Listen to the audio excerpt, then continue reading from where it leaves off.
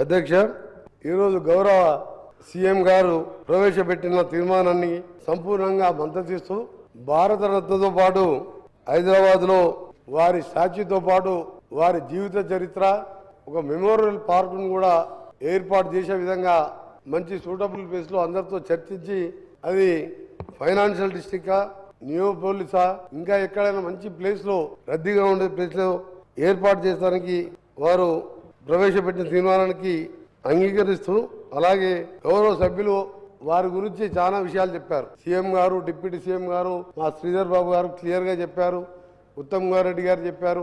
అన్నిటికి మించి ఆయన ప్రపంచం మెచ్చిన ఆర్థికవేత్త, సంస్కరణలతో దేశాన్ని అభివృద్ధి బాట పట్టించిన గొప్ప నాయకుడు, ఎన్నో అద్భుతమైన చట్టాల రూపకర్త.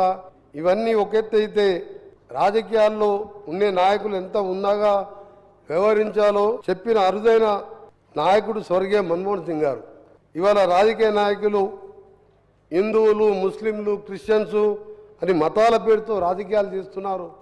కానీ ఆయన సిక్కుగా తలపాగా ధరించిన ఈ దేశమంతా ఆయన మా ప్రధాని అని భావించింది తప్పితే ఆయనలో ఈ దేశం మతం చూడలేదు.